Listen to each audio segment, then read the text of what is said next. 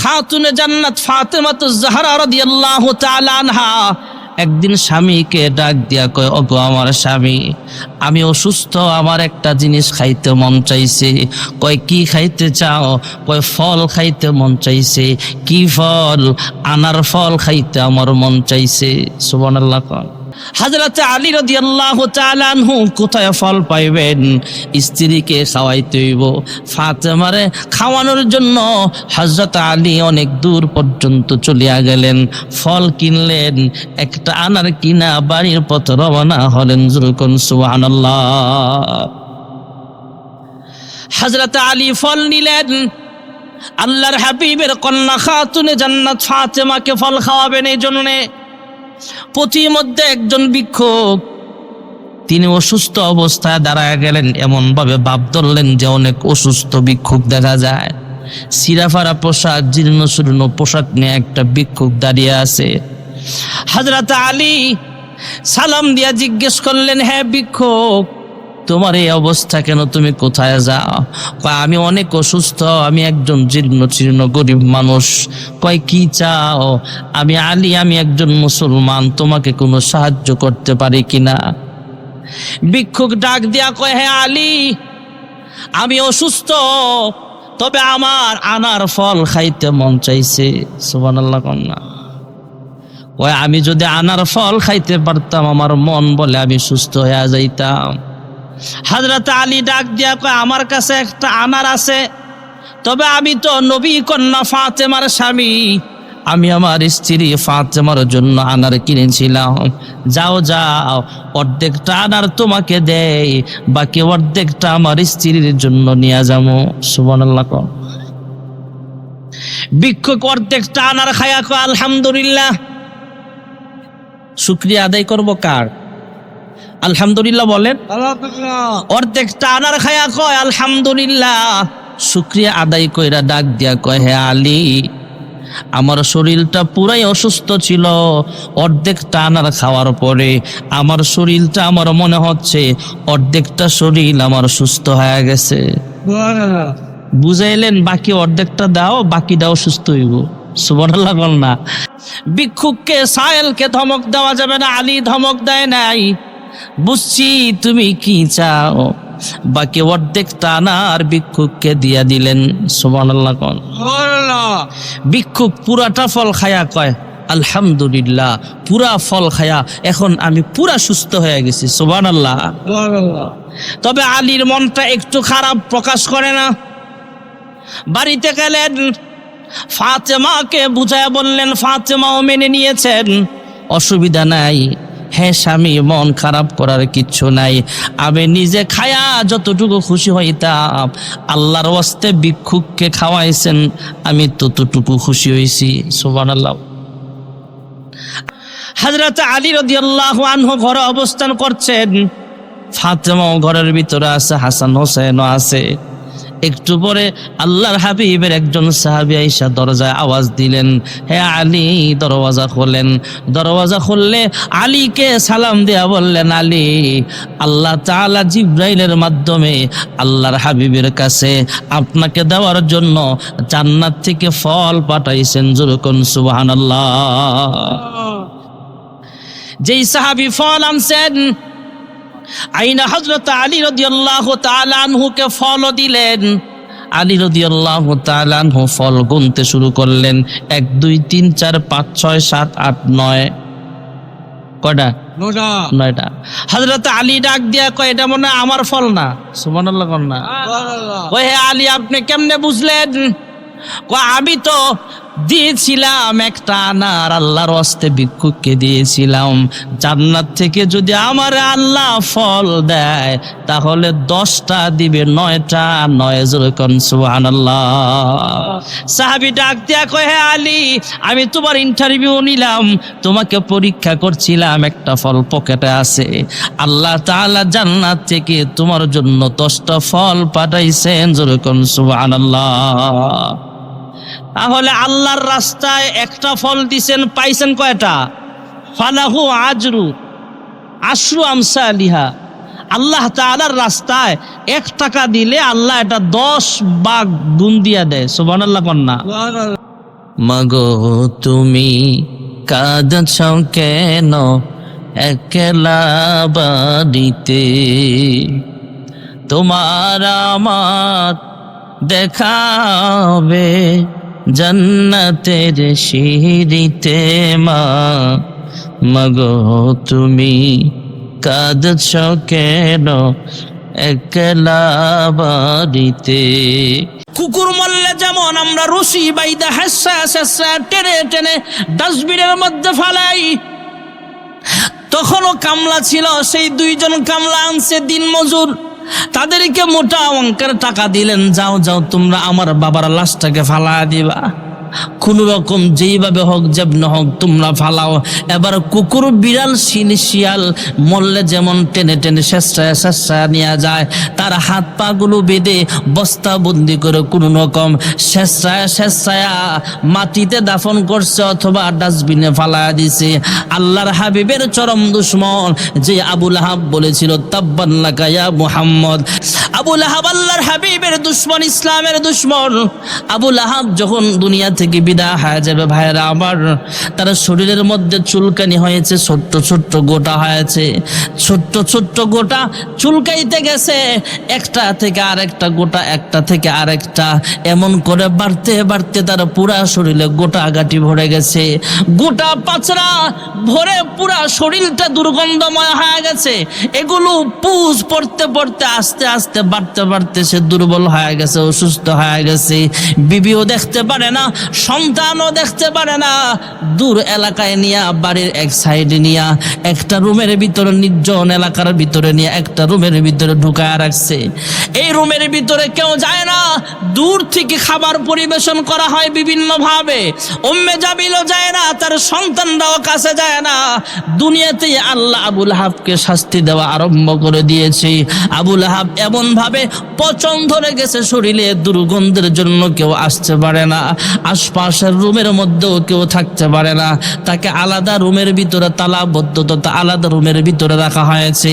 দূর থেকে নাক বন্ধ করে করে তার সামনে যায় বিভিন্ন ভাবে কৌশলে খাবার পরিবেশন করা হয়।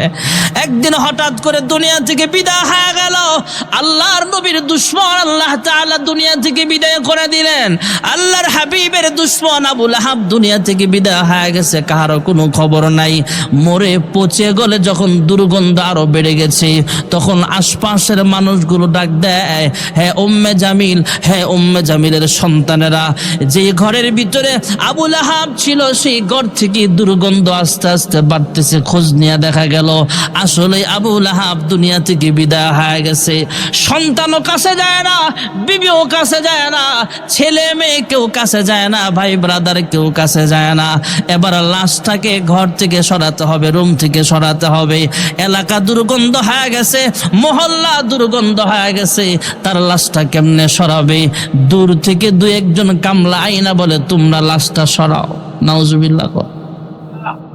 কুকুর মরলে যেমন আমরা রশি বাইদা হাসা হাসা টেনে টেনে ডাস্টবিনের মধ্যে ফালাই, তখনও কামলা ছিল, সেই দুইজন কামলা আনছে দিন মজুর, তাদেরকে মোটা অঙ্কের টাকা দিলেন, যাও যাও তোমরা আমার বাবার লাশটাকে ফালা দিবা, কোন রকম যেইভাবে হোক যেমন হোক তোমরা ফালাও। এবার কুকুর বিড়াল শিয়াল মরলে যেমন টেনে টেনে শেষায় শেষায় নেওয়া যায়, তার হাত পা গুলো বেঁধে বস্তা বন্দি করে কোন রকম শেষায় শেষায় মাটিতে দাফন করছে অথবা ডাস্টবিনে ফালা দিছে। আল্লাহর হাবিবের চরম দুশ্মন যে আবু লাহাব বলেছিল তাব্বান লাকা ইয়া মুহাম্মদ, হ্যাঁ মুহাম্মদ তুমি ধ্বংস হও। মহান আল্লাহ রাব্বুল আলামিন সূরা যেমন নাজিল করেছেন সূরা লাহাব, তেমনি ভাবে আবু লাহাবকে ধ্বংস করে আল্লাহ তাআলা কিয়ামত পর্যন্ত সেই আবু লাহাবের চেলা চামচা যারা থাকবে, যারা উলামায়ে কেরামের বিরুদ্ধাচরণ করবে, তাদেরকেও আল্লাহ সতর্কবাণী দিয়েছেন আবু লাহাবের ধ্বংস হয়েছে, তোমাদের কিন্তু ধ্বংস অনিবার্য। যেরকম ঠিক না বেঠি? তাব্বান লাকা ইয়া মুহাম্মদ, কত বড় স্পর্ধা আবু লাহাবের। আল্লাহ এটা সইতে পারে নাই। আল্লাহ কয় তুই ধ্বংস হবি, আমার নবী ধ্বংস হবে না।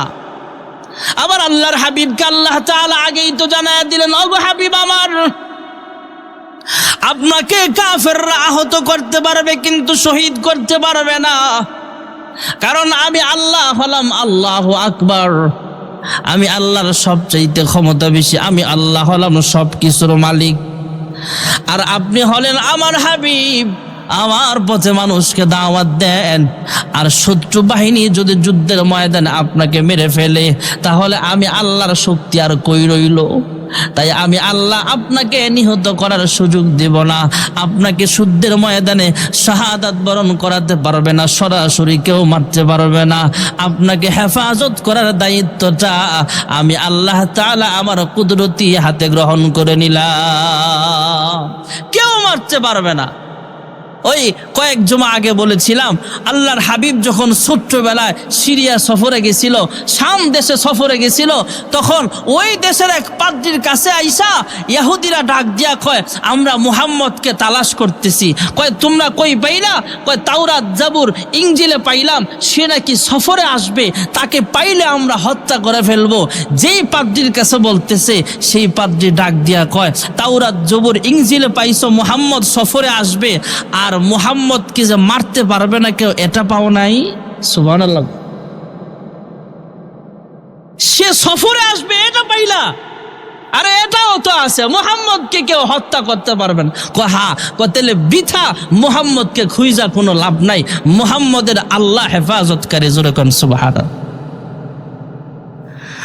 ভাইরা আমার, বন্ধুরা আমার, আল্লাহর হাবিব রাহমাতুল লিল আলামিন মানুষের ময়দানে কালেমার দাওয়াত দেয়।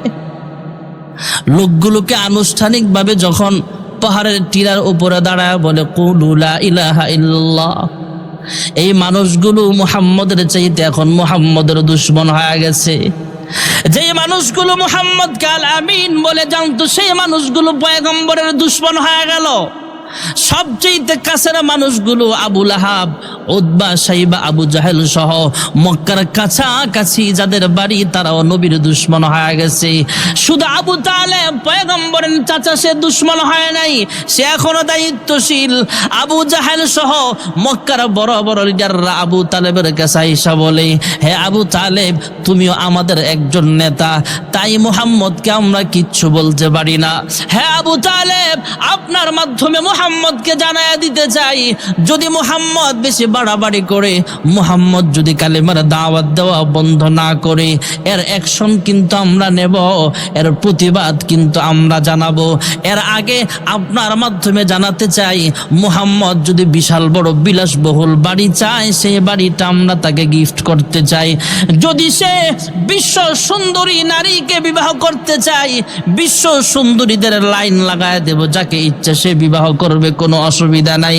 হ্যাঁ আবু তালেব, আপনার মাধ্যমে আপনার ভাতিজাকে জানাতে চাই, সে যদি চায় মক্কার ভিতরে সবচাইতে বড় লিডার হতে, নেতা হতে, নেতৃত্বটাও তার হাতে আমরা অর্পণ করে দেব।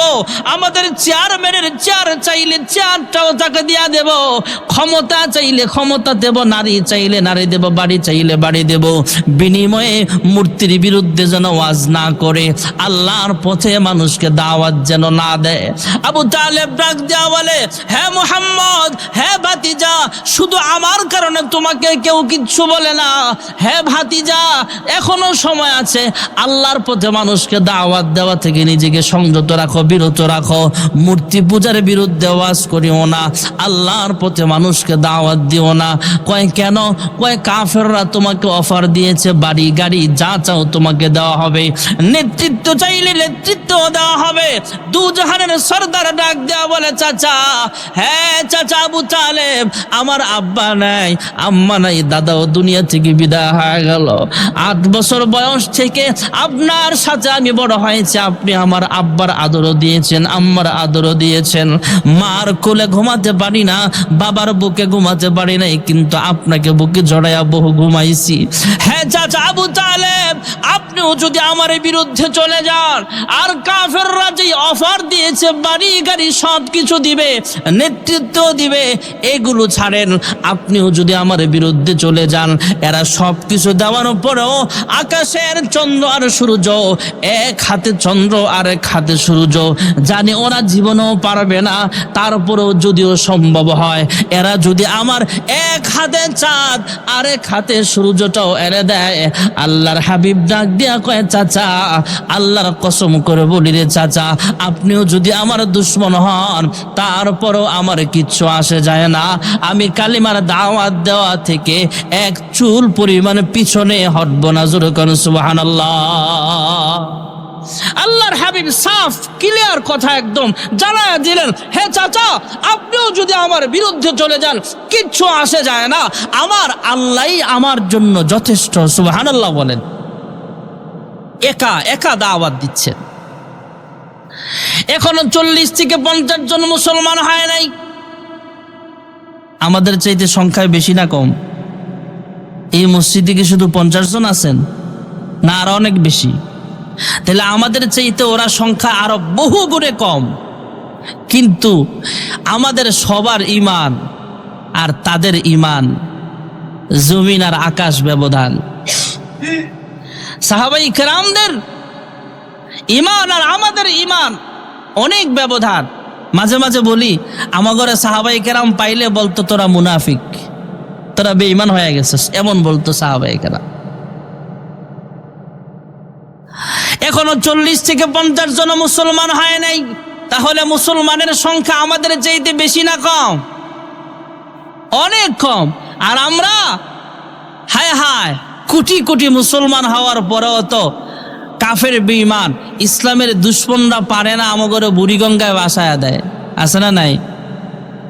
আর সাহাবায়ে কেরামদের সংখ্যা যখন কম ছিল তখন কি অবস্থা করেছে ওরা। এখন তো কোটি কোটি মুসলমান, মুসলমানের আলাদা রাষ্ট্র আছে, স্বাধীন রাষ্ট্র, আলাদা পাওয়ার আছে মুসলমানদের।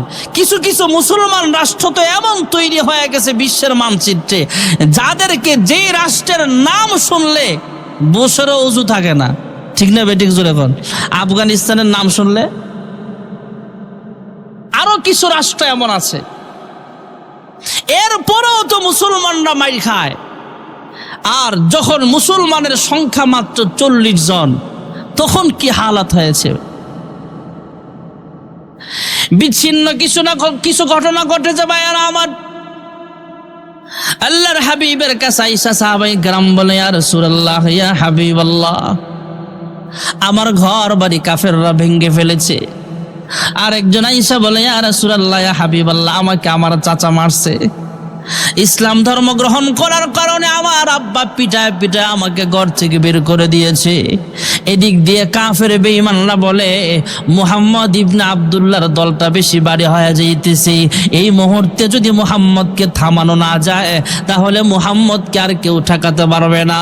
আবু জাহাল, উতবা, সাইবা সবাই মিলে ঐক্যবদ্ধ হয়ে মিটিং বসলো, কে পারবা মুহাম্মদের মাথা কেটে যদি আমার সামনে আনতে পারো, তাহলে তাকে 100 লাল উট পুরস্কার দেওয়া হবে। নাউজুবিল্লাহ।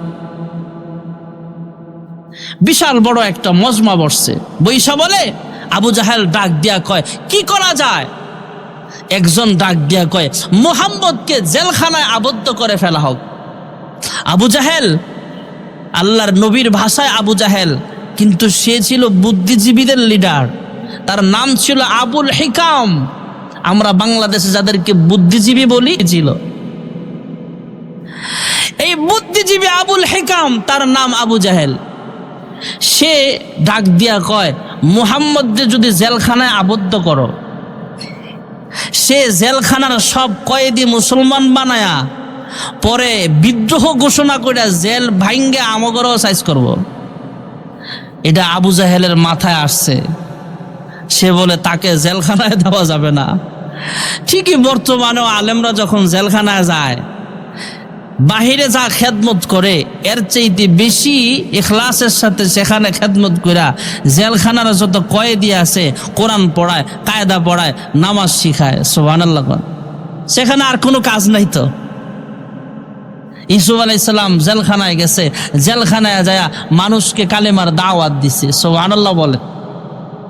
মাঝে মাঝে আরে আপনি যদি রাজনৈতিক দলের লিডার হিসাবে, পলিটিক্যাল লিডার হিসাবে আপনি যদি জেল খাটতে পারেন দলের জন্য, তো মুসলমান ওলামায়ে কেরাম যারা দ্বীনের পাহারাদার, ওরাও ইউসুফ নবীর মতো জেলখানাটা স্বাভাবিক। জেলখানায় যাওয়া ওলামায়ে কেরামদের জন্য এটা পয়গম্বরী একটা সুন্নাত। সুবহানাল্লাহ বলেন, এটা খারাপ কিছু না। কিন্তু আমরা যেইভাবে আদালতে পেশ করি, হায় হায়, ওলামায়ে কেরামদেরকে মনে হয় বাংলাদেশের সবচেয়ে বড় ক্যাডার, অথচ 7 মার্ডারের যারা আসামি এরাও এইভাবে জেলখানায় আদালতে নেওয়া হয় না। এটা বাংলাদেশের মানুষ চোখ কান খোলা আছে, এরা ভালো করে জানে, এরা ভালো করে বুঝে। এটা আবু জাহেল ডাক দেয়া কয়, না জেলখানা দেওয়া যাবে না। কয় কি করা লাগবে? কয় দেশ থেকে বের করে দাও। কয় দেশ থেকে বের করলে যেই দেশে যাব সেই দেশের মানুষ মুসলমান হইয়া আবার আমাগো দেশে হামলা করব। ঠিকই তো হয়েছে, আল্লাহর হাবিব মদিনায় যায়া আবার মক্কা বিজয় করছে। এটা আবু জাহেল বিচক্ষণ মানুষ, সে ভালো করে জানে। সুবহানাল্লাহ। আবু জাহেল ডাক দেয়া কয়, না তাকে দেশান্তর করা যাবে না, জেলখানাও দেওয়া যাবে না। কয় কি করা যাবে? কয় ডাইরেক্ট মেরে ফেল। নাউজুবিল্লাহ। কয় কে যাইব? কার এত বড় বুকের পাঠা? আবু জাহেল নিজেও রাজি না, নিজেও যাইতে পারে না। আবু জাহেলও ভয় পায়, সে দাঁড়ায় কয় কে পারবা মুহাম্মাদের মাথা আনতে? তাকে 100টা লাল ওট দেওয়া হবে। 100 লাল ওট মানে বর্তমান জমানার 100 পাজারো গাড়ি। দাম কম না বেশি? Private car, X Corolla, Premio, এগুলার চাইতে প্যারাডো পাইজারোর দাম কম না বেশি? বাংলাদেশে 1 কোটি, 1.5 কোটি, 2 কোটি টাকা দামের গাড়িও আছে। এমন সবচেয়ে দামি 100টার দাম যেমন, তৎকালীন জমানায় লাল ওটের দাম তেমন। আবু জাহেল ডাক দেয়া কয় কে পারবা মুহাম্মাদের মাথা আনতে? 100 লাল ওট পুরস্কার দেওয়া হবে, তার মানে কমপক্ষে 100 কোটি টাকা। আমার আল্লাহ কুদরতে আওয়াজ দেয়া কয়, আমার নবীর মাথার দাম মাত্র 100 কোটি টাকা। আরে আসমান জমিন সবকিছু এক পাল্লায় রাখলাও আমার নবীর পায়ের ধুলার সমান ওজন হবে না। জোরে কোন সুবহানাল্লাহ। আবু জাহেল ঘোষণা দিছে, ওমর ইবনুল খাত্তাব দাঁড়ায় গেছে, তলোয়ার খাপ থেকে বের করে ডাক দেয়া কয়, আবু জাহেল যেমন ওয়াদা করেছ, ঘোষণা করেছ 100 লাল ওট পুরস্কার দিবা, এগুলো প্রস্তুত রাখো, আমি যাব আর আসবো, বেশি সময় লাগবে না, মুহাম্মদের মাথা কেটে নিয়ে আসবো। নাউজুবিল্লাহ। আল্লাহ ডাক দেয়া কয়, ওমর আমার নবীর মাথা কাটতে আসবা, আসেন, খেলা হবে। হযরত ওমর রওনা হলো মুহাম্মদের সাথে ফয়সালা করার জন্য তলোয়ার নিয়ে। পথির মধ্যে আল্লাহর নবীর একজন সাহাবী পরিচয় দেয় নাই, ডাক দেয়া কয়, ওমর কোথায় যাও? কয় মুহাম্মদের মাথা আনতে যাই। রাস্তা সরে দাঁড়া, রাস্তা ছাড়ো। কয় রাস্তা ছাড়বো পরে, আগে জানতে চাই মুহাম্মদের মাথা কাটতে যাও কেন? কয় সে ইসলাম ধর্মের প্রচার করে, এই জন্য। আল্লাহর নবীর সাহাবী পরিচয় না দিয়া বলে, ওমর মুহাম্মদের মাথা কাটতে যাও পরে, আগে তোমার নিজের ঘর সামলাও। সুবহানাল্লাহ। কয় পরের ঘরের আগুন পরে নিভাতে যাও, আগে কু আনফুসাকুম, আগে নিজের ঘর সামলাও। কয় আমার ঘরে আবার কি হলো? কয় শুনতে পাইলাম কিছুক্ষণ আগে তোমার বোন ফাতেমা আর তোমার বোনের জামাই কালিমা পড়ে মুসলমান হয়ে গেছে। হযরত ওমর ডাক দেয় কয়, যদি এই কথা সত্য হয় থাকে তাহলে মুহাম্মদের কাছে পরে যাবো, আগে আমার ঘরে যাই। সুবহানাল্লাহ। রাস্তা সোজা ছিল, বাঁকা করে দিছে কি? আসছে কয়, জোরে কন। ওমর কয় মুহাম্মদের সাথে রফা দফা পড়া হবে, আগে আমার ঘর সামলাই। খুব রাগ আরো গোসা বেড়ে গেল, গোসার সাথে হযরত ওমর রওনা হয়ে গেল বোনের বাড়িতে। বোনের বাড়ির দরওয়াজায় যায়া হযরত ওমর ইবনুল খাত্তাব যখন টোকা দিবে, দরওয়াজায় আঘাত করার আগে ভিতরের কোরআন তেলাওয়াত চলছিল। কোরআন তেলাওয়াতের আওয়াজ আল্লাহ তাআলা ওমরের কানের মাধ্যমে অন্তর পর্যন্ত আল্লাহ পৌঁছায় দিয়েছেন। কে যেন ভিতরে তেলাওয়াত করে, তহা মা আনজালনা আলাইকাল কুরআনা লিতাশকা। ভিতরে ঢোকার আগে কোরআন তেলাওয়াতের আওয়াজ আল্লাহ অন্তরে পৌঁছায় দিয়েছেন। সুবহানাল্লাহ বলেন। এবার দরওয়াজায় আওয়াজ পাওয়া মাত্র যেই কারি সাহেব কোরআন তেলাওয়াত শিখাচ্ছিলেন উনি আড়ালে লুকায়া গেলেন, খাটের নিচে অথবা দরওয়াজার আড়ালে লুকায়া গেলে। বোনের জামাই যখন দরওয়াজাটা খুলেছে তখন হযরত ওমর ইবনুল খাত্তাব রাদিয়াল্লাহু তাআলা আনহু, ওমর ইবনুল খাত্তাব বোনের জামাই আর বোনকে ইচ্ছা মতো যখন প্রহার করতেছে আর জবান দিয়া শুধু বলতেছে তোমাদের এত বড় সাহস হলো কেমনে? আমি ওমর এত বড় নেতা হওয়ার পরও আমি ওমরের অনুমতি ছাড়া তোমরা কেন মুসলমান হলা? বোন ডাক দেয়া কয় ভাই ওমর, আমার স্বামীকে মারতেছো আমাকে মারতেছো অসুবিধা নাই, তবে ইসলাম ধর্মের ব্যাপারে তুমি কিচ্ছু বলবা না। ওমর বলতেছে এক্ষুনি কালিমা ছাড়া কয় পারবো না, আবার মারতেছে। এই মুহূর্তে রক্তাক্ত চেহারা নিয়া ওমরের বোন ডাক দেয়া কয় হ্যাঁ ভাই, তোমার শরীরে যেমন রক্ত আছে আমার শরীরেও কিন্তু রক্ত আছে। তুমি যে মায়ের সন্তান আমিও কিন্তু সেই মায়ের সন্তান, তুমি যেই মায়ের দুধ পান করেছো আমিও কিন্তু সেই মায়ের দুধ পান করেছি। হ্যাঁ ভাই ওমর, আমাকে মারতে মারতে দুনিয়া থেকে বিদায় করতে পারবা, আল্লাহর কসম আমি কালিমা ছাড়তে রাজি হব না। জোরে কোন সুবহানাল্লাহ।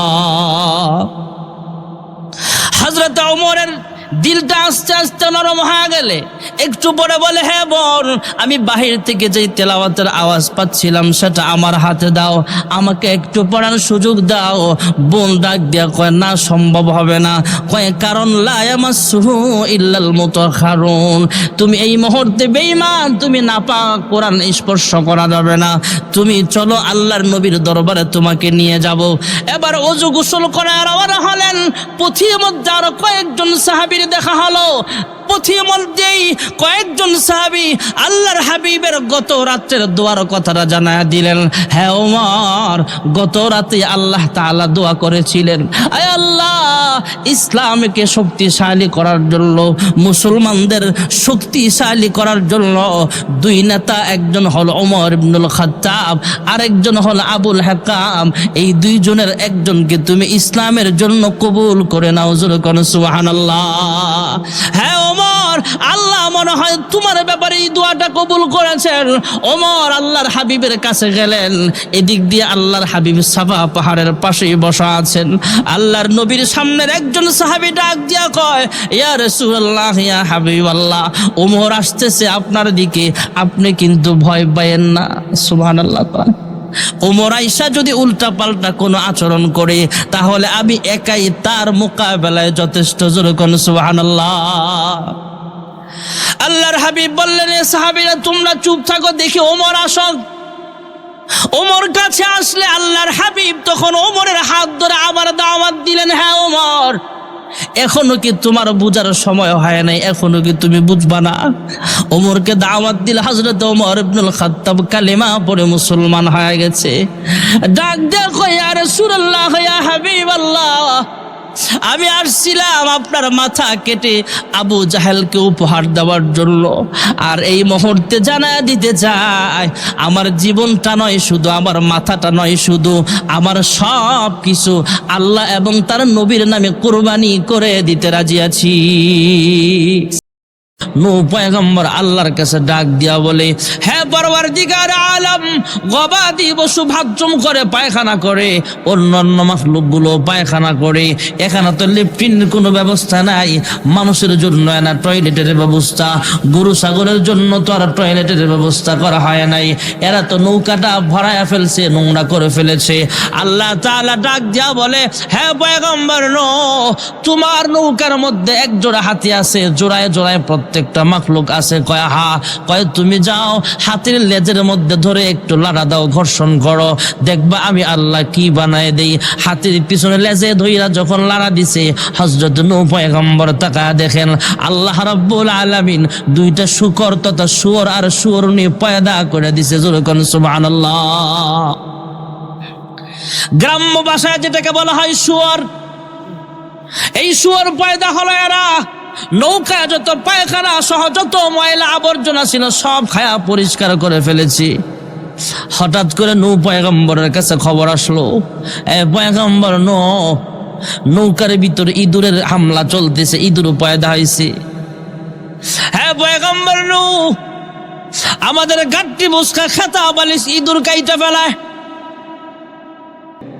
নূহ পয়গম্বরের কাছে উম্মতের আয়েশা বলে, হ্যাঁ পয়গম্বর, নৌকার ভিতরে ইঁদুরের হামলা, রশিগুলো কাইটা ফেলে, বিছানাপত্র কাইটা ফেলে, বালিশটাও কাইটা লায়, কাপড় চোপড় কাইটা ফেলা। শীতের কাপড় রাখছেন ব্যাগের ভিতরে থুইয়া সুন্দর করে গুছায় রাখছেন, আবার যখন শীত আসছে ব্যাগের ভিতর থেকে বাইর করে দেখেন শীত রয়ে গেছে। এমন আছে না নাই? ইঁদুরে কাইটা লাইছে। নূহ পয়গম্বর আল্লাহর কাছে দোয়া করে, হ্যাঁ মালিক, ইঁদুরকে কেমনে ধ্বংস করা যায়?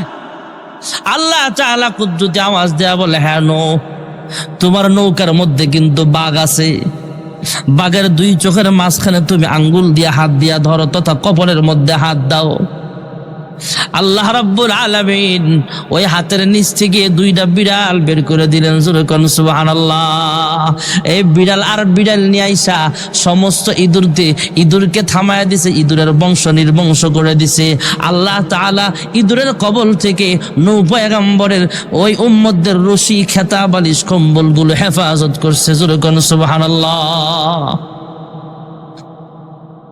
যেই কথাটা বলা আমার উদ্দেশ্য, ভাইয়েরা আমার, নূহ পয়গম্বরের প্লাবনের সময় তো কোনো মানুষ আল্লাহর ঘর তওয়াফ করে নাই, তখন হয়তো জিনেরা তওয়াফ করেছি। পুরা দুনিয়াতে প্লাবন, সবখানে পানি জমা গেছে। এখন নূহ পয়গম্বরের উম্মত ছাড়া আর কোনো মুসলমান ইমানদার তো আর বেঁচে নাই। মহান আল্লাহ রাব্বুল আলামিন কুদরতি ভাবে ইশারা দিয়া এই নৌকাটা বাসাইতে আল্লাহর ঘরের সামনে নিয়ে গেলেন।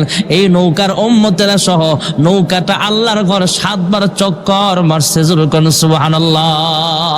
ইন্না আউওয়ালা বাইতি উদিআ লিন-নাস লাল্লাযী বিবাক্কাতা মুবারাকাও ওয়া হুদাল লিল আলামিন। পৃথিবীর প্রথম ঘর খানায়ে কাবা বাইতুল্লাহ, এটা একটা মুহূর্তের জন্য তওয়াফ বন্ধ হয় না। যুরকান সুবহানাল্লাহ। ভাইরা আমার, বন্ধুরা আমার, মহান আল্লাহ রাব্বুল আলামিন জমিনে যেমন একটা ঘর আছে খানায়ে কাবা, আসমানেও একটা ঘর আছে খানায়ে কাবা। জমিনের ঘরটা হলো মুসলমানের কাবা, আর আসমানের ঘরটা হলো ফিরিস্তাদের কাবা। যুরকান সুবহানাল্লাহ। আমার আপনার নবী, বিশ্ব নবী রাহমাতুল লিল আলামিন বলেন, আমি আসমানে গেলাম, মেরাজের রজনীতে আল্লাহর সাথে দেখা করতে গেলেন। আসমানের ডিউটিরত ফেরেশতাদের জিজ্ঞেস করলেন, হ্যাঁ ফেরেশতারা রে, তোমাদের সংখ্যা কত বলতে পারো কিনা? ফেরেশতারা ডাক দেয়া বলে, হে আল্লাহর হাবিব, আমাদের ফেরেশতাদের সংখ্যা কত আমরা বলতে পারবো না, তবে আপনাকে একটু আইডিয়া দিতে পারি, ধারণা দিতে পারি। জমিনে যেমন একটা ঘর আছে খানায়ে কাবা, এই ঘরের বরাবর আসমানে একটা মসজিদ আছে, ওইটা হলো ফেরেশতাদের কাবা। জমিনের ঘর, আল্লাহর দাওয়াতি মেহমানগণ, লাব্বাইক আল্লাহুম্মা লাব্বাইক, লাব্বাইক লা শারীকা লাক লাব্বাইক, ইন্নাল হামদা ওয়ান নি'মাতা লাক ওয়াল মুলক লা শারীকা লাক। জমিনের ঘর, আল্লাহর দাওয়াতি মেহমানগণ তওয়াফ করে, ওইটা হলো মানুষের কাবা। আর ওই ঘরের বরাবর আসমানও একটা ঘর আছে, বাইতুল মামুর, ওটা হলো ফেরেশতাদের কাবা, যেই ঘরটা দৈনিক 70,000 ফেরেশতা তওয়াফ করে। যুরকান সুবহানাল্লাহ। ভাইরা আমার, বন্ধুরা আমার, মহান আল্লাহ রাব্বুল আলামিন আদম বানাইবার আগে ফেরেশতাদের সামনে উপস্থাপন করেছিলেন। সূরাতুল বাকারায় মহান রব্বুল আলামিন স্পষ্ট ভাষায় বলেছেন, আল্লাহ আদম বানাবেন, খলিফা বানাবেন। এই ব্যাপারে আল্লাহ রব্বুল আলামিন বলেন, وَإِذْ قَالَ رَبُّكَ لِلْمَلَائِكَةِ إِنِّي جَاعِلٌ فِي الْأَرْضِ خَلِيفَةً قالوا أتجعل فيها من يفسد فيها ويسفك الدماء ونحن نسبح بحمدك ونقدس لك قال إني أعلم ما لا تعلمون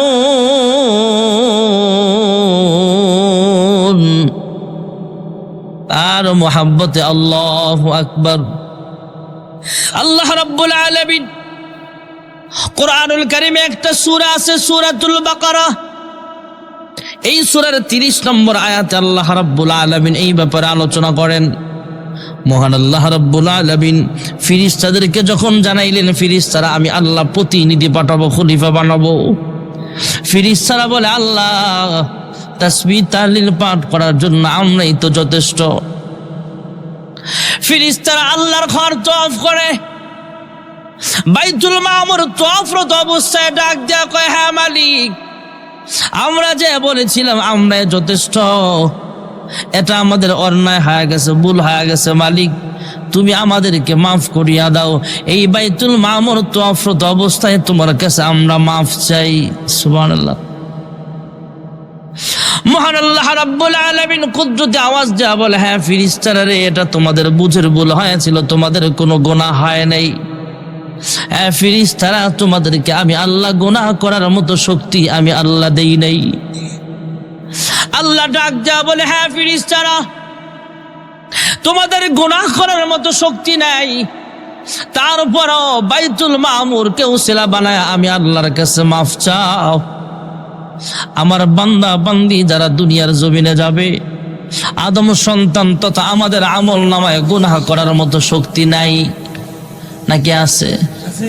গুনাহ করার মতো শক্তি নাই নাকি আছে? আমার আমল নামায় কিন্তু গুনাহ আছে, অনেকের আমল নামায় গুনাহ আছে। আল্লাহ ডাক দিয়া কয় ফেরেশতারা রে, আমি যে আদম সন্তানকে দুনিয়ার জমিনে পাঠাবো, এদেরকে তো আমি আল্লাহ গুনাহ করার মতো শক্তি দিব।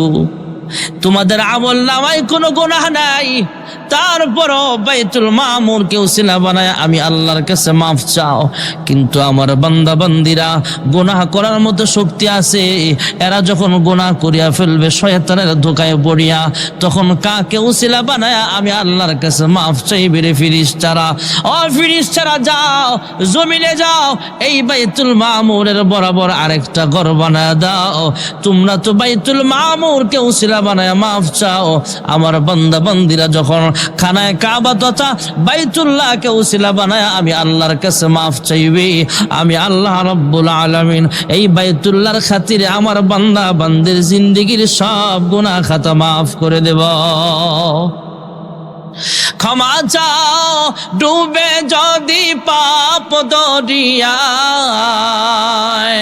ক্ষমা করে দিবেন প্রভু দয়া বিলায়। দরগাহে কেন তার,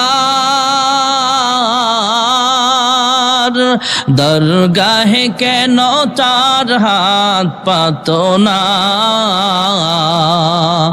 হৃদয়ের জানালা খুলে দাও না, প্রভুর প্রেমে কেন সাড়া দাও না। অসীম ক্ষমতা যার সবার উপর, যার নামে বয়ে যায় ঝরনা নহর। অসীম ক্ষমতা যার সবার উপর, যার নামে বয়ে যায় ঝরনা নহর। আল্লাহ আল্লাহ বলে সবই দিওয়ানা, আল্লাহ আল্লাহ বলে সবই দিওয়ানা, হৃদয়ের জানালা খুলে দাও না, প্রভুর প্রেমে কেন সাড়া দাও না। লা ইলাহা লা ইলাহা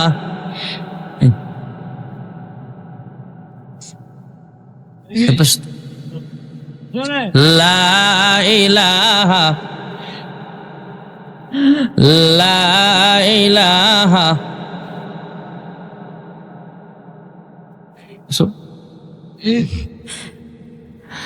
লা ইলাহা ইল্লাল্লাহ, লা ইলাহা, লা ইলাহা, লা ইলাহা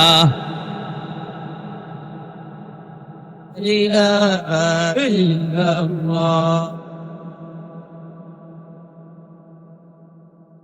अल्लाह अल्लाह का मुबारक नाम है, अल्लाह अल्लाह का मुबारक नाम है, अल्लाह अल्लाह आशिकों का काम है। मन्ना गुंजम दर ज़मीन व आसमां, लेके गुंजम दर क़ुलूबे मोमिना। ला इलाहा इल्लल्लाह, ला इलाहा इल्लल्लाह,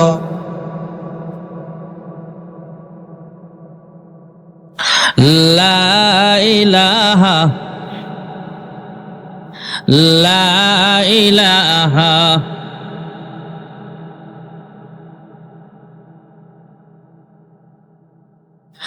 ला इलाहा, ला इलाहा इल्लल्लाह मुहम्मदुर রাসূলুল্লাহ সাল্লাল্লাহু আলাইহি ওয়াসাল্লাম। আমার আপনার নবী বিশ্ব নবী রাহমাতুল লিল আলামিন বলেন, ফাইদা হুয়া ইয়াদখুলুহু কুল্লা ইয়াউমিন ৭০,০০০ মালাক লা ইয়াউদুনা ইলাইহি আও কামা ক্বালা আলাইহিস সালাতু ওয়াস সালাম। আসমানের ডিউটিরত ফেরেশতাদের জিজ্ঞেস করলেন, তোমাদের সংখ্যা কত? ফেরেশতারা বললেন, হে বারে ইলাহির বন্ধু, আমাদের সংখ্যা কত আমরা জানি না, তবে আপনাকে একটু আইডিয়া দেই। জমিনে যেমন একটা ঘর আছে মানুষের কাবা, আসমানের যে ঘরটা আছে ফেরেশতাদের কাবা। জমিনের ঘর মানুষ তওয়াফ করে, আর আসমানের বাইতুল মামুর ফেরেশতারা তওয়াফ করে। জোরে করুন সুবহানাল্লাহ। ওগো আল্লাহর হাবিব, সৃষ্টি লগ্ন থেকে নিয়ে প্রথম দিন ৭০,০০০ ফেরেশতা এই ঘর তওয়াফ করেছিলেন। দ্বিতীয় দিনে এই ৭০,০০০ ফেরেশতাদের কোনো সুযোগ নাই, নতুন করে ৭০,০০০ ফেরেশতা তওয়াফ করেছে। তৃতীয় দিন আবার নতুন ৭০,০০০ ফেরেশতা তওয়াফ করেছিল। এমন করে করে কিয়ামত পর্যন্ত প্রতিদিন নতুন নতুন ৭০,০০০ ফেরেশতা এই ঘর তওয়াফ করবে। একদিন যেই ফেরেশতা সুযোগ পেয়েছে তওয়াফ করার, কিয়ামত পর্যন্ত দ্বিতীয়বার আর কোনোদিন সিরিয়াল পাবে না। জোরে করুন সুবহানাল্লাহ। তাহলে ফেরেশতার সংখ্যা আমাদের চাইতে আরো কম, বেশি। কত যে বেশি ফেরেশতারাও জানে না, একমাত্র জানেন আমার আল্লাহ। সুবহানাল্লাহ বলুন। কষ্ট হইতেছে আপনাদের? আর অল্প সময় অসুবিধা হবে না তো ইনশাআল্লাহ? ভাইরা আমার, বন্ধুরা আমার, আল্লাহ রাব্বুল আলামিন খানায় কাবা বানালেন। প্রশ্ন হতে পারে, হুজুর এই মানুষ দুনিয়াতে আইসা বসবাস করবে কোথায়? আমাদের বসবাসের ঘর আল্লাহ বানান নাই। এই মানুষ রান্নাঘর সাজাইবে, রান্নাঘরটাও আল্লাহ বানাই নাই। দোকানদারি করবে, ব্যবসায়িক প্রতিষ্ঠান, সেই ঘরটাও আল্লাহ বানাই নাই। কিন্তু ইবাদতের ঘর আল্লাহ তাআলা কেন বানাইলেন?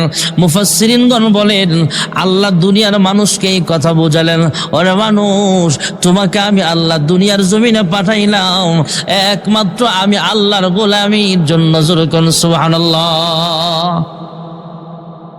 অন্যত্র এক আয়াতে আল্লাহ তাআলা বলেন, ওয়ামা খালাকতুল জিন্না ওয়াল ইনসা ইল্লা লিয়াবুদুন।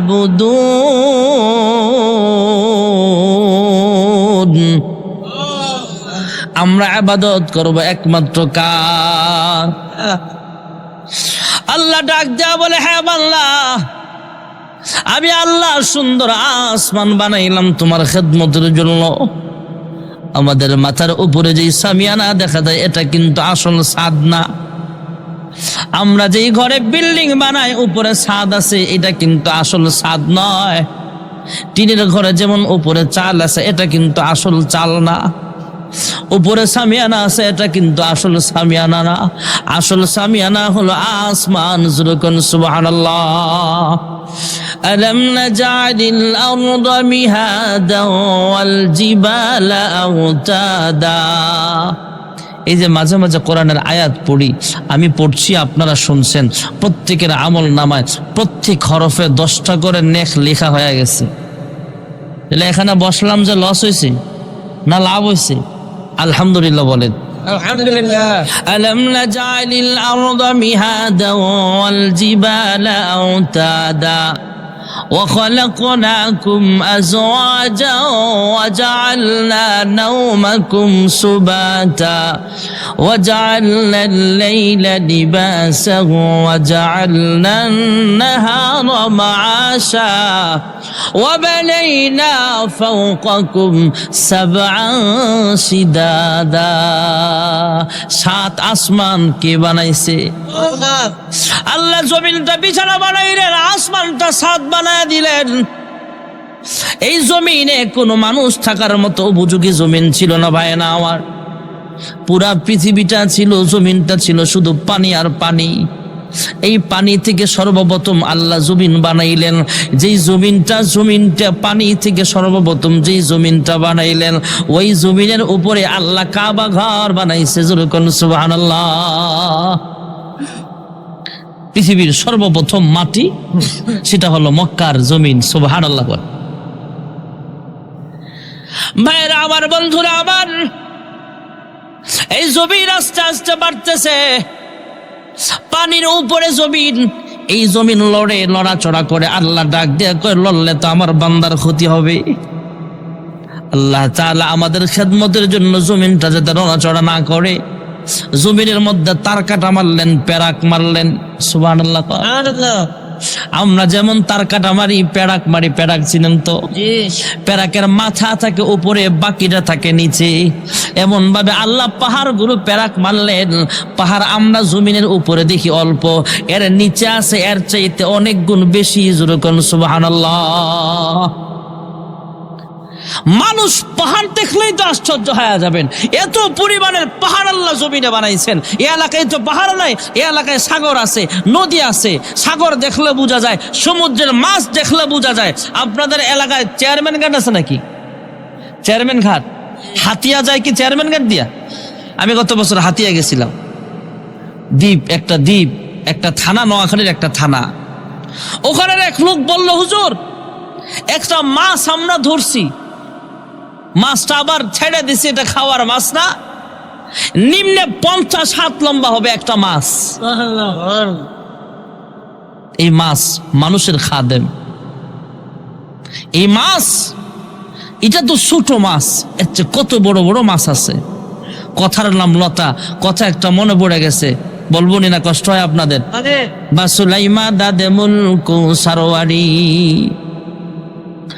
বাসুলাইমা দাদে মুলকু সারওয়ারি, সদমতে আখতে ওয়াসদে অপরি।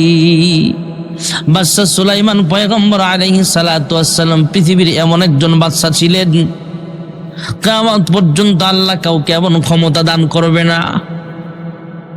ক্ষমতা পাওয়ার পর পুরা পৃথিবীর একসাথে যিনি বাদশা ছিলেন, ওনার সিংহাসন বিমানের মতো এক দেশ থেকে আরেক দেশে যায়। অনেক পাওয়ার দেওয়ার পর লম্বা চূড়া কথা বলার সময় নেই, যেটা বলার উদ্দেশ্য সেটা বলি। এত ক্ষমতা পাওয়ার পরে আল্লাহর কাছে ডাক দিয়া কয়, হ্যাঁ মালিক, আমাকে যেহেতু এত ক্ষমতা দান করেছেন আপনি, আয় আল্লাহ, শুকরিয়া আদায় স্বরূপ আমি একটু খেদমত করতে চাই। কয়, কি খেদমত? হে পরওয়ারদিগার আলম, আমারও দাও, আমি খাই। হে পরওয়ারদিগার আলম, হ্যাঁ মালিক, তোমার যত মাখলুক খাবার খায়, সব মাখলুক গুলোরে আমি একদিন খাবার খাওয়াবো। আল্লাহ ডাক দিয়া বলে, হ্যাঁ সুলাইমান, আমি আল্লাহ রিজিকের মালিক, তোমার রিজিকের মালিকানা দেই নাই। তোমার ক্ষমতা দান করেছে, কিন্তু রিজিকের ঠিকাদারি দেই নাই। রিজিকের মালিক একমাত্র, জোরে বলেন কে? হায়াতের মালিক কে? الذي خلق الموت والحياة ليبلوكم أيكم أحسن عملا وهو العزيز الغفور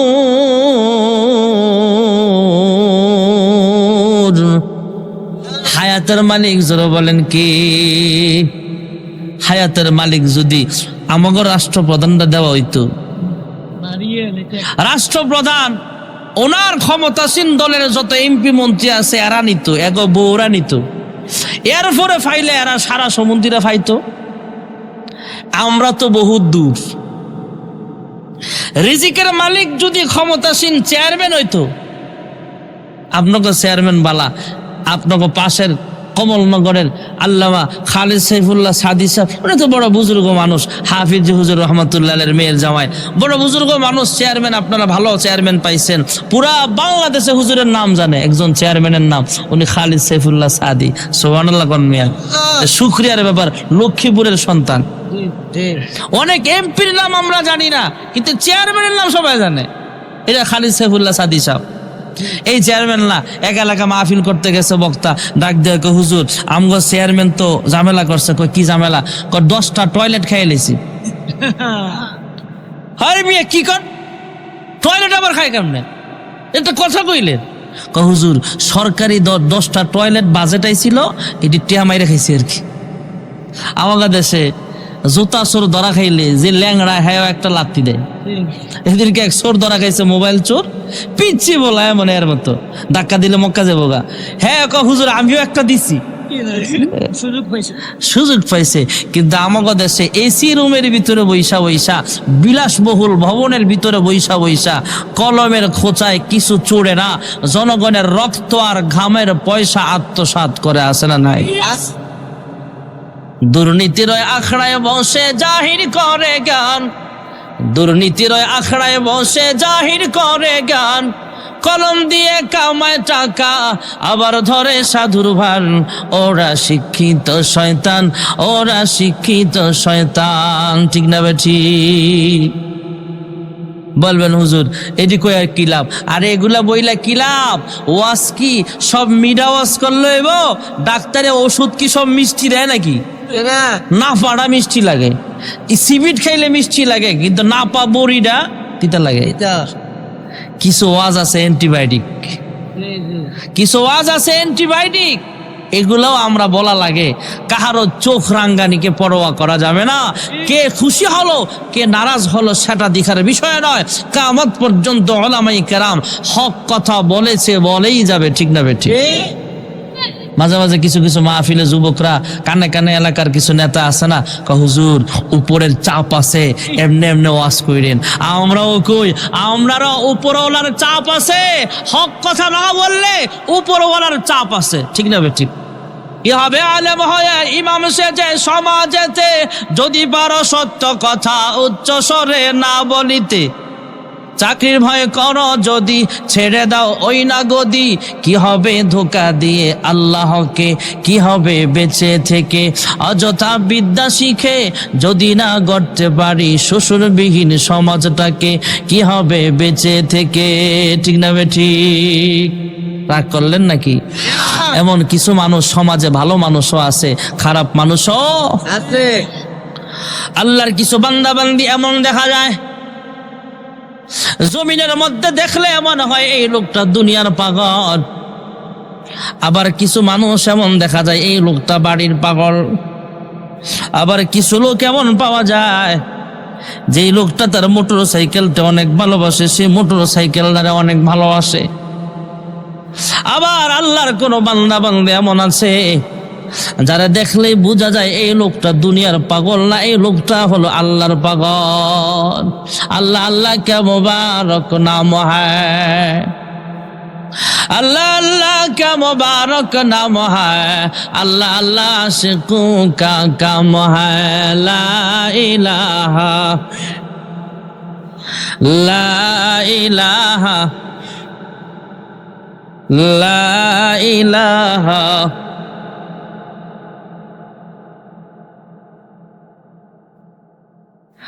ला इलाहा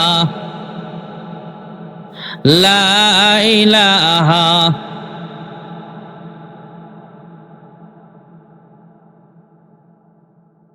লা ইলাহা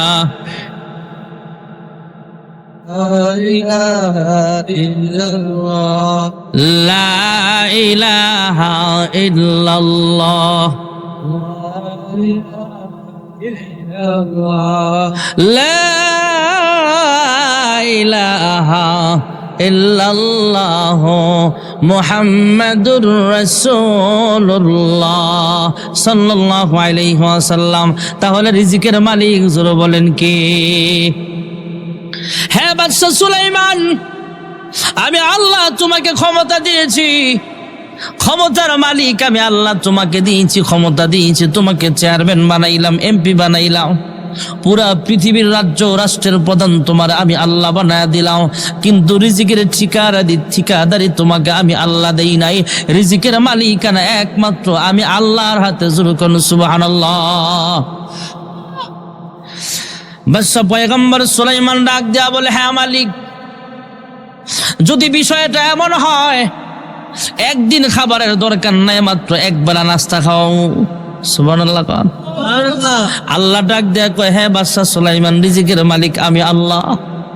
বাদশা সুলাইমান কয়, আল্লাহ একটা চান্স দেন। কয় পারলে যায় করো। সুবহানাল্লাহ। সাগরের মাঝখানে বিশাল বড় চর, যেমন আপনাদের চর এখানে ভাইয়ের সন্দ্বীপ একটা চর আছে, এরপরে মনপুরা একটা চর, ভোলা জেলা পুরাটাই তো একটা চরের ভিতরে। ভাইয়েরা আমার, বন্ধুরা আমার, হাতিয়া একটা দ্বীপ, এটাও একটা চর। এমন চরের মাঝখানে বিশাল বড় খানার আয়োজন করেছি। মানুষ দিয়ে রান্না নয়, কারণ মানুষ হলো দুর্বল, জিন হলো শক্তিশালী। লম্বা লম্বা শক্তিশালী জিনদেরকে দিয়ে রান্না বান্না করে, বিশাল বড় বড় পাতিলা দিয়ে রান্না করে। রান্না করে যখন ঢাকনা দিয়া ঢাইকা রাখে, আল্লাহ তাআলা বাদশা সুলাইমান পয়গম্বরের পাতিলাগুলো এমন ভাবে হটপট বানায় দিছে, এমন ভাবে গরম ফ্রিজ বানায় দিছে, এই পাতিলার খাবারগুলো মাসের পর মাস চলে যাবে, তারপর ঠান্ডাও হবে না, নষ্ট হয় না। জোরে কোন সুবহানাল্লাহ। 6 মাস 7 মাস পর্যন্ত মাসের পর মাস খাবারের আয়োজন করেছে বাদশা সুলাইমান। এক সময় আল্লাহকে ডাক দিয়ে কয়, আল্লাহ তুমি অনুমতি দাও, কারে আগে খাও? মানুষ খাও মোলাকে বাঘ ভাল্লুকরে খাও, কাকে আগে খাওয়াবো? আল্লাহ ডাক দিয়া বলে, যেখানে রান্না করেছো আর প্রতিবেশী যারা আছে তাদেরকে আগে খাওয়াও। সুবহানাল্লাহ।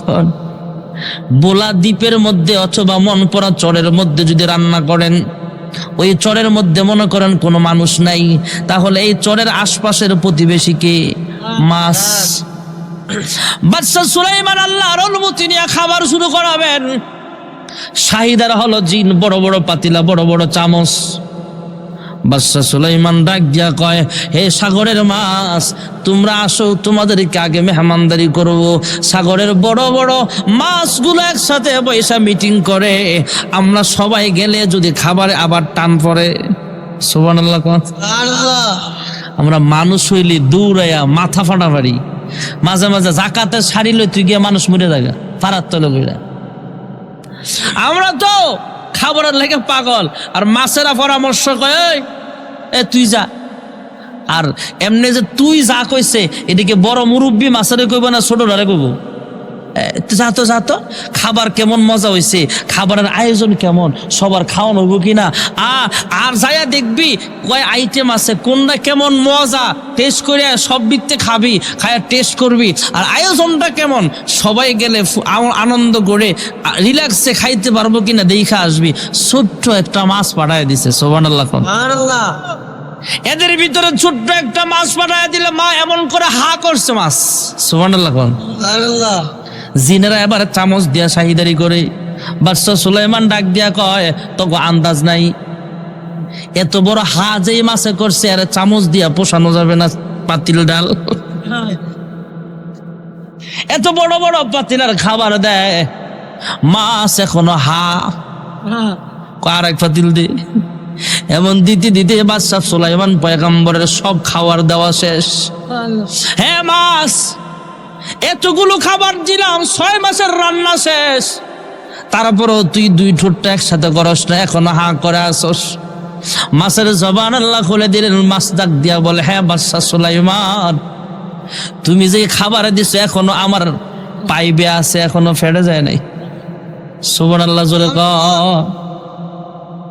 তুমি যা খাবার দিছো সবগুলো এখনো পেটে যাওয়ার সময় হয় নাই, এখনো লাইনে আছে, পেটে এখনো পড়ে নাই। এমন 3 লুকমা খাবার আমার আল্লাহ দৈনিক খাওয়ায়। হ্যাঁ বাদশা সুলাইমান, আজকে আল্লাহ তাআলা আমার জন্য যে খাবারটা বরাদ্দ ছিল, তুমি মেহমানদারি করবা, দাওয়াত দিয়েছো, তাই আল্লাহর বাজেটটা আজকে বন্ধ। আমি কিন্তু আল্লাহর কাছে বিচার দিব, আয় আল্লাহ তোমার পয়গম্বর সুলাইমান দাওয়াত দিয়া পেট বইরা খাওয়ায় নাই। সুবহানাল্লাহ জোরে কও।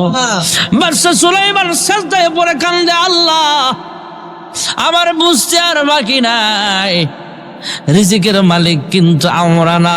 যদিও আমি চেয়ারম্যান, যদিও আমি পৃথিবীর বাদশা, আমাকে তুমি আল্লাহ বানাইছ, রিজিকের মালিক একমাত্র জোরে বলেন কে? বিশাল বড় বড় মাছের কথা বলছিলাম, পাহাড়ের কথা বলছিলাম। পাহাড় দেখলে মাথা ঘুরে যাবে এমন বড় বড় পাহাড় আল্লাহ বানাইছে। সৌদি আরবে হাজী সাহেব আছেন নি? কেউ কেন আছেন? আপনি না?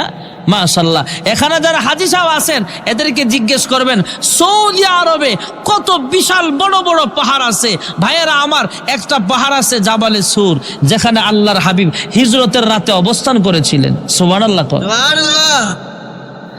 ওই পাহাড়টা সমতল থেকে 5,500 ফুট উঁচা। সুবহানাল্লাহ। 5,413 ফুট উঁচা। উঠার মতো গাড়ির কোনো রাস্তা নাই। আমার মতো যুবকরা উঠতেও প্রায় 1.5 থেকে 2 ঘন্টা লাগে। আল্লাহর হাবিব রহমাতুল্লিল আলামিন যেখানে কোরআন অবতীর্ণ হয়েছিল, জাবালে নূর, ওই পাহাড়টা সমতল থেকে 2,500 ফুট উঁচা। সুবহানাল্লাহ। কন্যা আলাম নাজালিল আরদা মিহাদা ওয়াল জিবালা আওতাদা। আল্লাহ ডাক দেয়া বলে, হ্যাঁ আল্লাহ, আমি আল্লাহ আসমান বানাইলাম, জমিন বানাইলাম তোমার খেদমতের জন্য। আমি আল্লাহ পাহাড় বানাইলাম তোমার খেদমতের জন্য। হ্যাঁ বান্দা, আমি আল্লাহ দিনের বেলা তোমাকে লাইটের ব্যবস্থা করে দিলাম। রাতের বেলা যেমন অন্ধকার, দিনের বেলাও যদি অন্ধকার থাকে তাহলে তোমার কাজে ব্যাঘাত ঘটবে। জমিনে চাষাবাদ করবা, এরি ধান চাষ করবা, রাতের বেলায় সুবিধা না দিনের বেলা? হ্যাঁ বান্দা, আমি আল্লাহ এমন একটা লাইটের ব্যবস্থা করলাম, সূর্যের আলোর ব্যবস্থা করলাম। এখানে ছোট্ট একটা প্যান্ডেল, কতগুলো লাইট লাগানো হয়েছে। এরপরও দিনের বেলা যদি এতগুলো লাইটও জ্বালান তারপরও আলো দেখা যাবে না।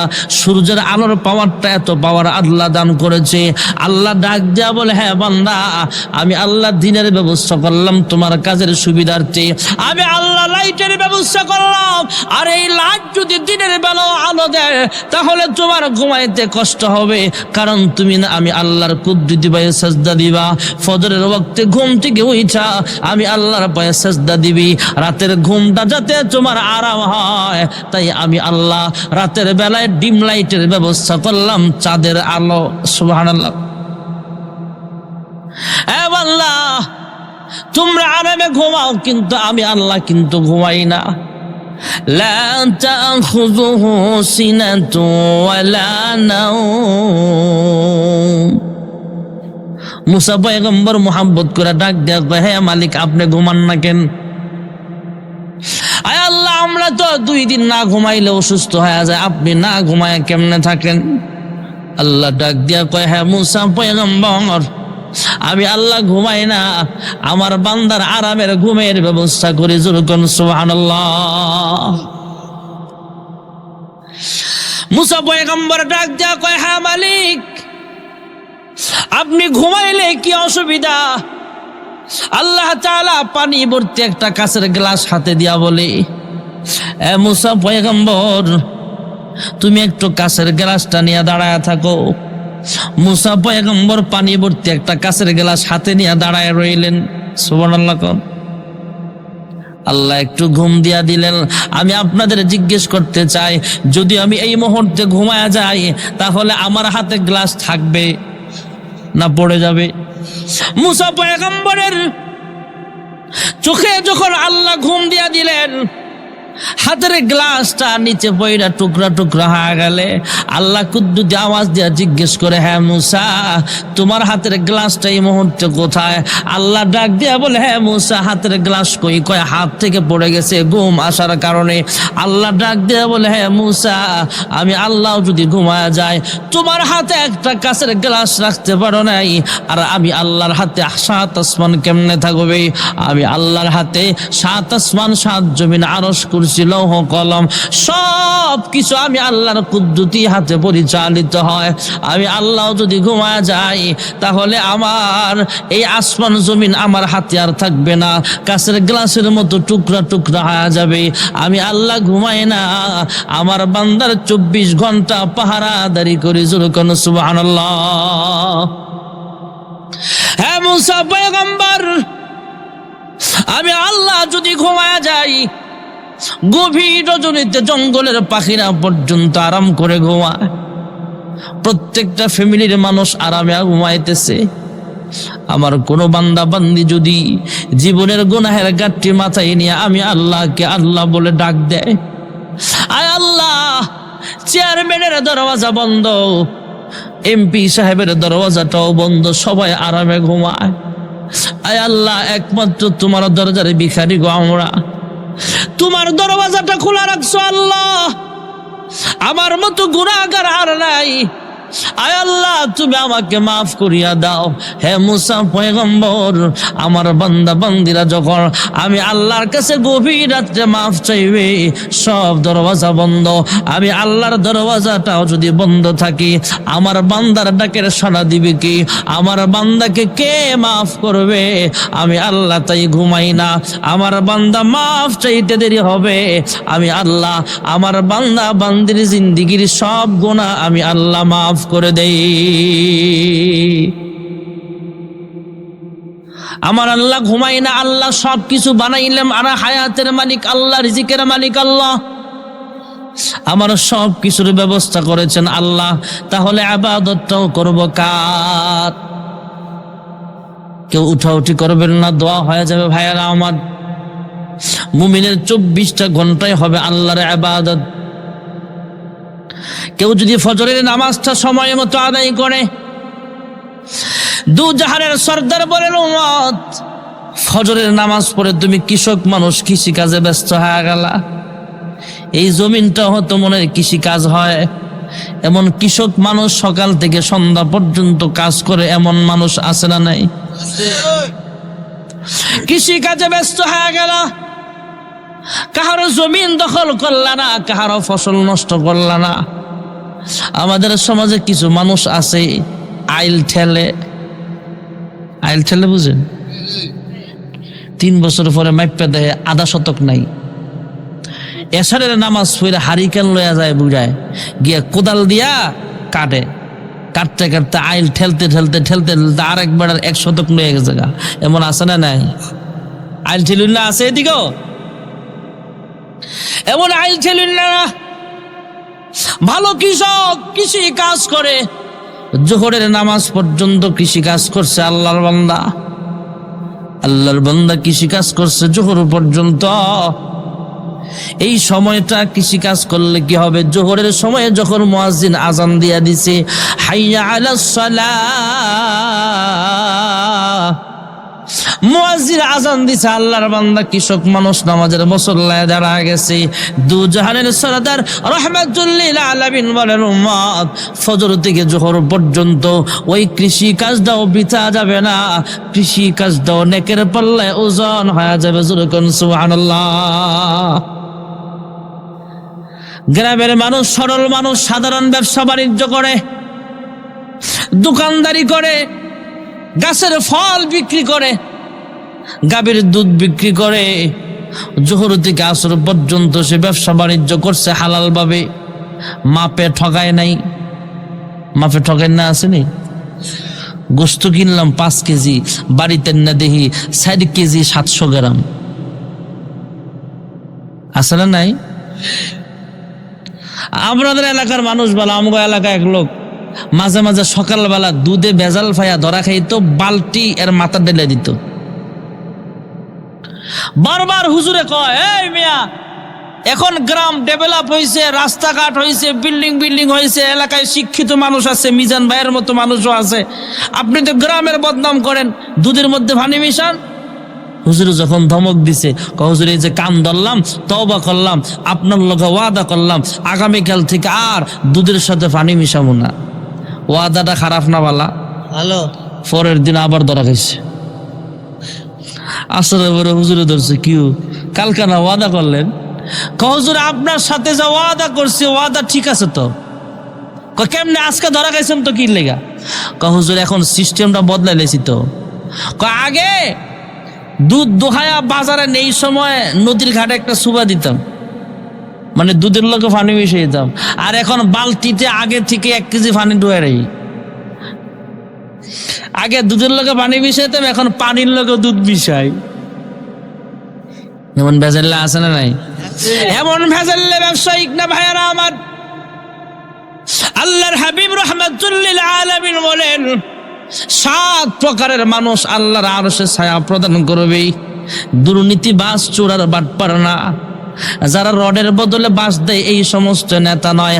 আল্লাহর হাবিব বলেন ইমামুন আদিলুন, আপনাদের খালেদ সাইফুল্লাহ সাদি সাহেবের মতো নেতা, এমন নেতা যারা হবে এবং এমন ব্যবসায়ী যারা ইনসাফ মাপে কম বেশি করবে না, সুন্নত তরিকায় যারা ব্যবসা করবে এমন ব্যবসায়ী এবং এমন ভালো নেতা, এরা আরশের নিচে জায়গা করে দিবে। আল্লাহ জোরে কোন সুবহানাল্লাহ।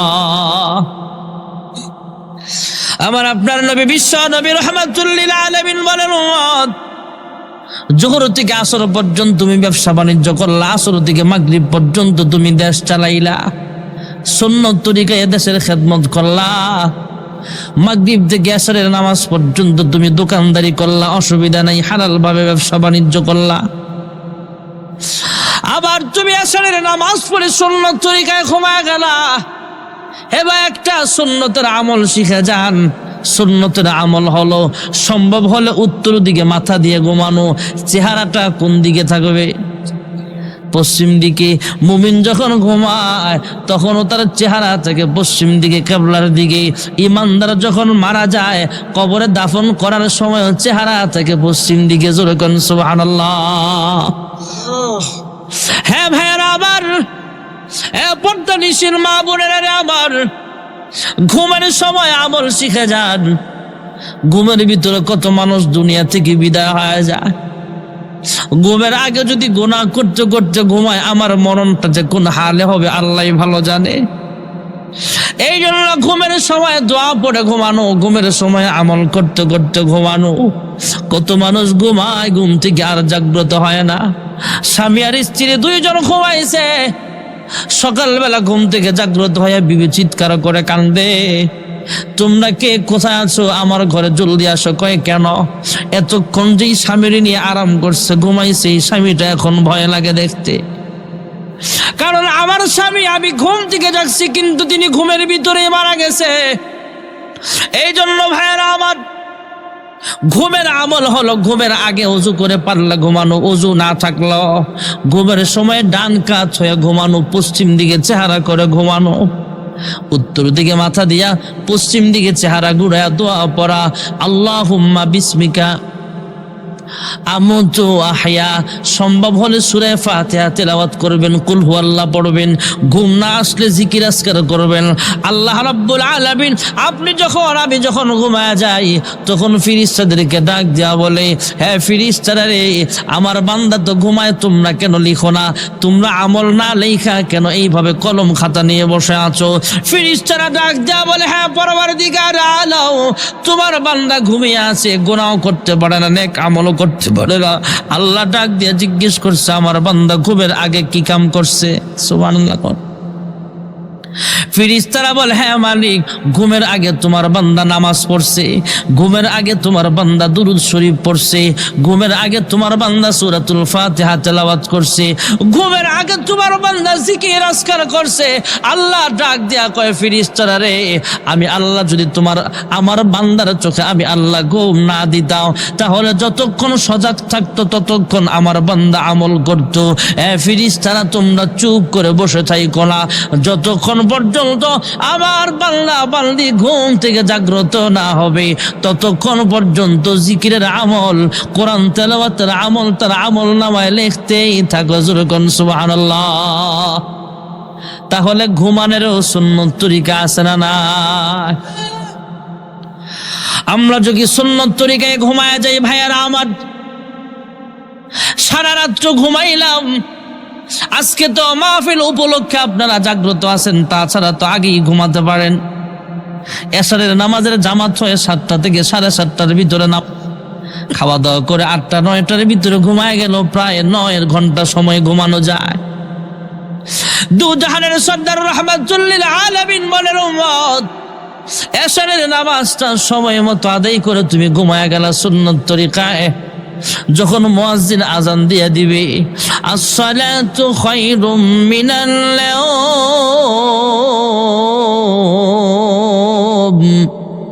মুয়াজ্জিন আজান দিয়া দিবে, ঘুম থেকে নামাজ বলো, হাইয়া আলাস সালাহ হাইয়া আলাল ফালাহ। এইভাবে তোমাকে যখন রাখবে, ঘুম থেকে জাগ্রত হলা, ফজরের নামাজটাও সময় মতো আদায় করলা। আল্লাহর হাবিব বলেন, উম্মত সারা রাত্রে 9 ঘন্টা 10 ঘন্টা 8 ঘন্টা তুমি ঘুমাইলা, এই ঘুমটাও বৃথা যাবে না। এই ঘুমটাকেও নেকের পাল্লায় ওজন দিয়া আল্লাহ তোমাকে জান্নাতি মানুষ বানায় দিবে। দোয়া হয়ে যাবে ভাইয়েরা আমার। শুধু এই কথাটাই বলতে চাই, 5 ওয়াক্ত নামাজ পড়লে, সংক্ষিপ্ত আকারে বলছি, 5টা পুরস্কার। কয়টা? আল্লাহর হাবিব রাহমাতুল্লিল আলামিন বলেন, 1 নম্বরের পুরস্কার হলো দুনিয়ার জমিনে আল্লাহ রিজিকের অভাব দূর করিয়া দিবে। সুবহানাল্লাহ। এর চেয়ে বড় পুরস্কার আর কি আছে? কৃষি কাজ করি, রিক্সা চালাই, যেটাই করি রিজিকের জন্য। আল্লাহর নবী বলেন, নামাজ পড়বা, রিজিকের অভাব চলে যাবে। সুবহানাল্লাহ। গরিব মানুষ নামাজি জিজ্ঞেস করবেন কেমন আছেন, আলহামদুলিল্লাহ ভালো আছি। কোটিপতি বেনামাজি জিজ্ঞেস করবেন কেমন আছেন, কয় বেশি সুবিধার না। 5 ওয়াক্ত নামাজির দিলের ভিতরে আলাদা একটা শান্তি। 1 নম্বরের পুরস্কার হলো দুনিয়ার জমিনে রিজিকের অভাব আল্লাহ তাআলা দূর করিয়া দিবেন। আর 2 নম্বরের পুরস্কার হলো কবরের জগতে যখন আমাকে আপনাকে শোয়া দেওয়া হবে। জানি না আজকের মাহফিল কার জন্য যেন জীবনের শেষ মাহফিল হয়ে যা, কার জন্য জানি কাফনের কাপড়টা রেডি হয়ে গেছে, জীবনের শেষ গোসল দিয়া জানাজা পড়ে আমাকে আপনাকে কবরে শোয়া দেওয়া হবে। ফেরেশতারা আয়েশা প্রশ্ন করবে, আমার রব্বুকা। যদি প্রশ্নের জবাব দিতে পারেন তাহলে জান্নাতের ব্যবস্থা করা হবে, আর যদি জবাব দিতে না পারে তাহলে আল্লাহর হুকুমে ফেরেশতারা জাহান্নাম থেকে একটা দরওয়াজা খুলে দিবে, জাহান্নামের পোশাক পরায় দিবে, জাহান্নামের আযাব আলো বাতাস তার কবরে আসতে থাকবে, জাহান্নামের সাপ তাকে কামড়াতে থাকবে।